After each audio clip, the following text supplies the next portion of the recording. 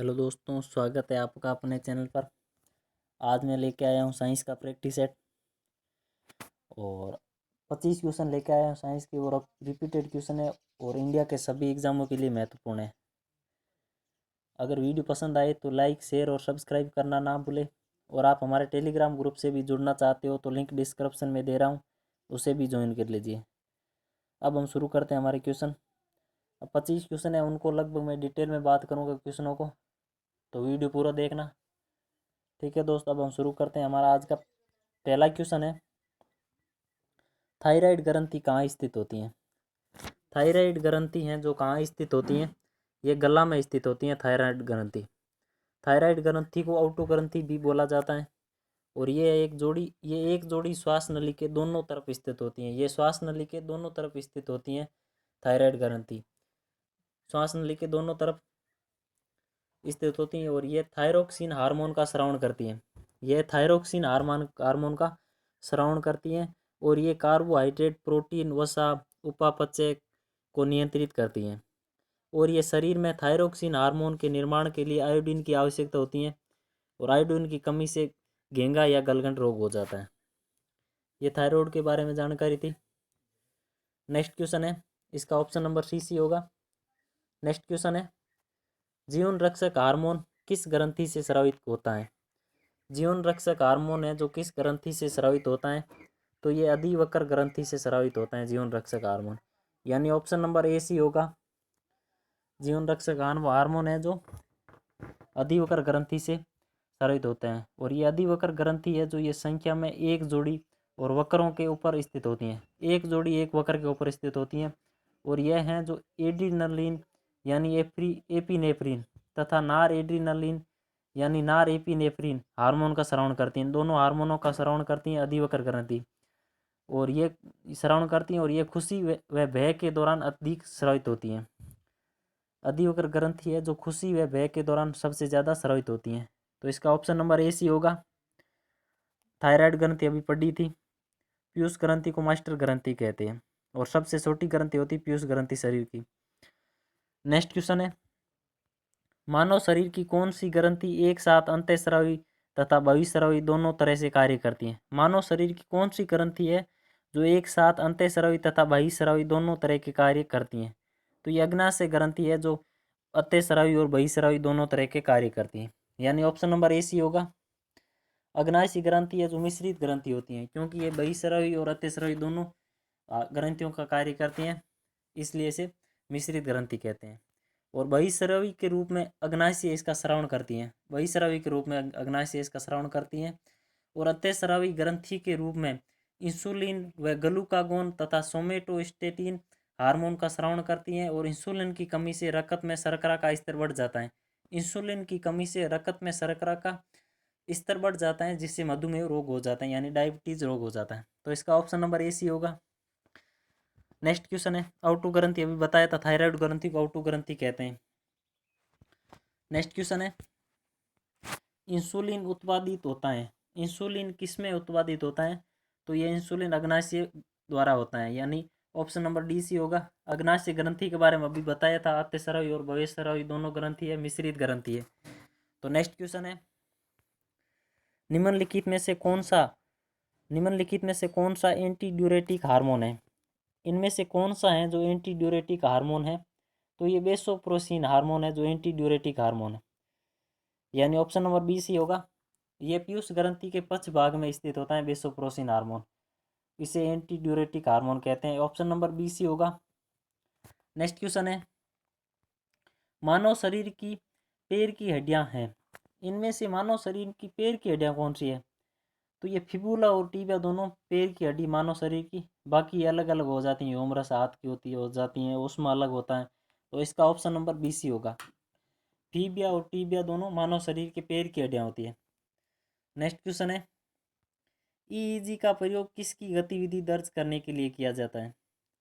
EEG का प्रयोग किसकी गतिविधि को दर्ज करने के लिए किया जाता है, तो ये मस्तिष्क की गतिविधि को दर्ज करने के लिए किया जाता है, यानी ऑप्शन नंबर सी सी होगा। ईईजी का प्रयोग मस्तिष्क की गतिविधि दर्ज करने के लिए किया जाता है। नेक्स्ट क्वेश्चन है, कंडरा यानी टेंडन जोड़ता है, किसको जोड़ता है, कंडरा यानी टेंडन, तो ये पेशी से हड्डी को जोड़ता है, कंडरा है जो पेशी को हड्डी से जोड़ता है, यानी ऑप्शन नंबर बी सी होगा। नेक्स्ट क्वेश्चन है, सर्वग्राही कौन कौन से रुधिर वर्ग का होता है, सर्वग्राही यानी यूनिवर्सल रिसिपिएंट कौन से रुधिर वर्ग का होता है सर्वग्राही, तो ये ए बी रुधिर वर्ग का सर्वग्राही होता है, यानी ऑप्शन नंबर ए सी होगा, और सर्वदाता ओ होता है रुधिर वर्ग। नेक्स्ट क्वेश्चन है, सर्वदाता यानी यूनिवर्सल डोनर कौन सा रुधिर वर्ग होता है, यानी सभी वर्ग को देने वाला सभी, तो ये ओ वर्ग होता है, सर्वदाता रुधिर वर्ग, यानी ऑप्शन नंबर बी सी होगा, यूनिवर्सल डोनर। नेक्स्ट क्वेश्चन है, यदि माता पिता में से एक का रुधिर वर्ग ए बी और दूसरे का रुधिर वर्ग ओ हो तो उनके बच्चे का संभावित रुधिर वर्ग क्या होता है, यदि माता और पिता दोनों में से एक का रुधिर वर्ग है जो ए बी होगा और दूसरे का होगा ओ, तो उनमें से संभावित बच्चा कौन सा पैदा होगा उन दोनों से, तो ये होगा ए या बी होगा संभावित बच्चा पैदा दोनों से, यानी ऑप्शन नंबर ए सी होगा, ए या बी रुधिर वर्ग का बच्चा पैदा होगा। नेक्स्ट क्वेश्चन है, किस प्रक्रिया द्वारा श्वसन के दौरान गैस रुधिर में प्रवेश करती है और फिर उसे छोड़ती है, किस प्रक्रिया द्वारा श्वसन के दौरान गैस रुधिर में प्रवेश करती हैं और फिर उसे छोड़ती हैं, तो ये परासरण प्रक्रिया के दौरान गैस है जो श्वसन के दौरान गैस रुधिर में प्रवेश करती है और फिर उसे वापस छोड़ देती हैं परासरण के दौरान, यानी ऑप्शन नंबर सी सी होगा। नेक्स्ट क्वेश्चन है, मनुष्य की लाल रक्त कणिकाओं का जीवन काल कितना होता है, यानी आरबीसी का जीवन काल कितना होता है, तो 120 दिन होता है आरबीसी का जीवन काल, यानी ऑप्शन नंबर ए सी होगा। अब बात आरबीसी की है, तो आरबीसी को इरिथ्रोसाइट्स भी कहते हैं और इसका निर्माण है जो लाल अस्थि मज्जा में होता है जो जन्म के बाद होता है, और गर्भ शिशु में इसका निर्माण यकृत एवं पलिया में होता है। आरबीसी का निर्माण है जो गर्भ में शिशु होते हैं उनका तो आरबीसी है जो यकृत व पलिया में होता है, और वयस्क के होता है जन्म के बाद अस्थि मज्जा में होता है इसका निर्माण आरबीसी। और पुरुषों में आरबीसी की संख्या 5 से 5.5 लाख होती हैं और स्त्री में 45 से 40 लाख होती हैं। मछली, अभयचर, सरीसृप एवं एवीज वर्ग में लाल रुधिर कणिकाओं में केंद्रक पाया जाता है और ये आकृति अंडाकार होती हैं, जबकि स्तनधारियों की आरबीसी में केंद्रक अब्सेंट होता है, केवल ऊँट और लामा को छोड़कर, यह अपवाद है ऊँट और लामा, बाकी में अब्सेंट होती हैं स्तनधारियों में आरबीसी। और स्तनधारियों में कस्तूरी मृग में सबसे छोटी साइज की आरबीसी होती है और सबसे बड़ी है जो एम्पियो नामक जीव में होती है। परिपक्व आरबीसी में केंद्रक, माइटोकॉन्ड्रिया, अंतःपरवर्ती जालिका, गोल्जी गाय एवं राइबोसोम नहीं पाया जाता है क्योंकि हीमोग्लोबिन की अधिकता होती है। और आरबीसी का मुख्य कार्य है जो गैसों को शरीर के विभिन्न भागों में परिवहन करना, यानी O2 एवं CO2 को शरीर के विभिन्न भागों को परिवहन करना गैसों को आरबीसी का मुख्य कार्य यह होता है। और पुरानी एवं क्षतिग्रस्त लाल रुधिर कणिकाओं का भक्षण पलिया में होता है, पुरानी या क्षतिग्रस्त होती है आरबीसी, वो उसका भस्म है जो पलिया में होता है, और अंत्य पलिया को आरबीसी का कब्रिस्तान कहते हैं, इसलिए आरबीसी का कब्रिस्तान कहते हैं पलिया को। एवं रक्त का संग्रहण भी होता है।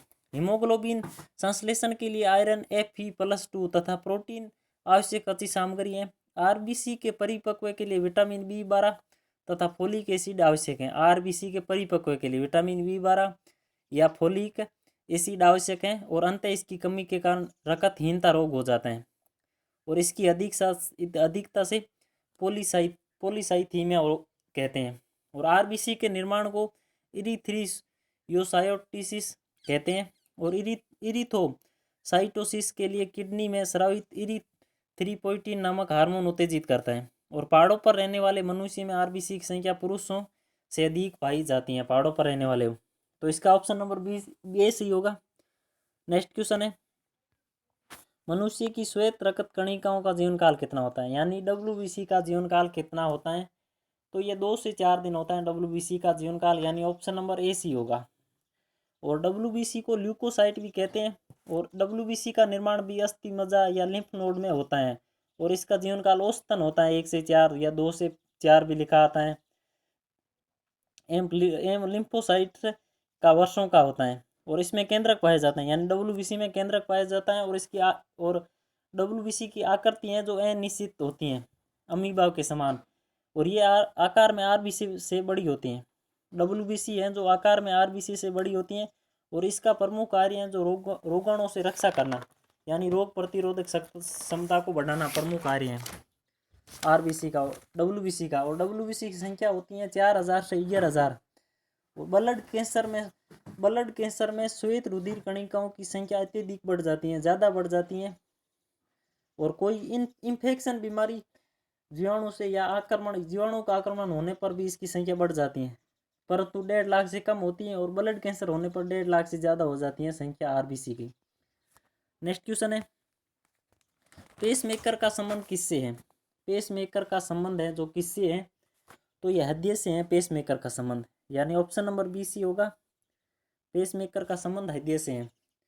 नेक्स्ट क्वेश्चन है, पेसमेकर का कार्य क्या है? पेसमेकर का कार्य क्या है, तो ये दिल की धड़कन को प्रारंभ करना। पेसमेकर का कार्य है दिल की धड़कन को प्रारंभ करना, यानी ऑप्शन नंबर सी होगा। नेक्स्ट क्वेश्चन है, नाड़ी दर कहाँ से मापा जाता है? नाड़ी दर कहाँ से मापा जाता है, तो ये धमनी से मापा जाता है। नाड़ी दर है जो धमनी से मापा जाता है, यानी ऑप्शन नंबर ए सी होगा। नेक्स्ट क्वेश्चन है, मानव शरीर में खून का शुद्धिकरण की प्रक्रिया क्या कहते हैं? मानव शरीर में खून का शुद्धिकरण की प्रक्रिया है उसे क्या कहते हैं, तो डायलिसिस कहते हैं। मानव शरीर खून का शुद्धिकरण होता है, उस शुद्धिकरण होने की प्रक्रिया को यानी प्रोसेस को डायलिसिस कहते हैं, तो इसका ऑप्शन नंबर ए सी होगा। नेक्स्ट क्वेश्चन है, स्वस्थ मनुष्य में प्रति मिनट हृदय स्पंदन होते हैं। स्वस्थ मनुष्य में हृदय की धड़कन कितनी होती है प्रति मिनट में, हर 1 मिनट में, तो ये 72 होती है, यानी ऑप्शन नंबर सी होगा। नेक्स्ट क्वेश्चन है, निम्नलिखित में से कौन सा एक प्राकृतिक रूप से फल पकाने वाला हार्मोन है? कौन सा है जो प्राकृतिक रूप से फल पकाने वाला हार्मोन है, तो ये एथिलीन हार्मोन है जो प्राकृतिक रूप से फल पकाने वाला हार्मोन है, यानी ऑप्शन नंबर इसका भी सी होगा। नेक्स्ट क्वेश्चन है, निम्नलिखित में से कौन सा हार्मोन पादप कोशिकाओं को इस प्रकार बढ़ने के लिए प्रेरित करता है जिससे पादप प्रकाश की ओर मुड़ा हुआ प्रतीत होता है?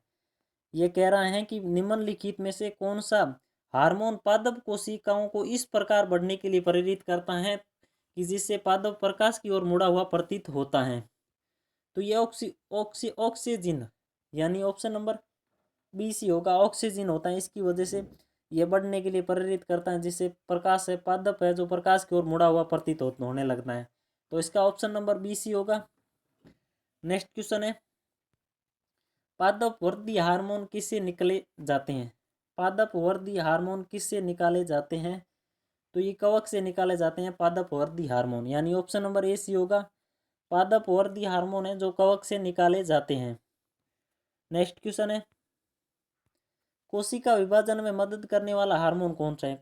कोशिका के विभाजन में मदद करने वाला हार्मोन कौन सा है, तो ये साइटोकिनिन हार्मोन है जो कोशिका विभाजन में मदद करता है, साइटोकिनिन हार्मोन, यानी ऑप्शन नंबर सी होगा। नेक्स्ट क्वेश्चन है, बोने पौधों को किसके अनुप्रयोग से लंबा किया जाता है? बोना पौधा होता है जो किसके अनुप्रयोग से लंबा किया जाता है, तो ये जिब्रेलिन के अनुप्रयोग से बोने पौधों को लंबा किया जाता है, यानी ऑप्शन नंबर ए सी होगा। जिब्रेलिन के प्रयोग से बोने पौधों को लंबा किया जाता है। नेक्स्ट क्वेश्चन है और लास्ट क्वेश्चन, पशुओं में हीमोग्लोबिन के सदृश्य पौधों में कौन सा अणु होता है? पशुओं में हीमोग्लोबिन के सदृश्य कौन सा अणु होता है, तो ये क्लोरोफिल होता है। पशुओं में हीमोग्लोबिन के सदृश्य पौधों का कौन सा अणु, वो क्लोरोफिल, यानी ऑप्शन नंबर डी सी होगा। ठीक है दोस्तों, धन्यवाद। अगर वीडियो पसंद आया तो सब्सक्राइब करें, शेयर करें और लाइक करें, और आप हमारे टेलीग्राम ग्रुप से भी जुड़ना चाहते हो तो लिंक डिस्क्रिप्शन में, उसे भी ज्वाइन कर लीजिए, उसमें पीडीएफ वगैरह आती रहती हैं। ठीक है दोस्तों, धन्यवाद।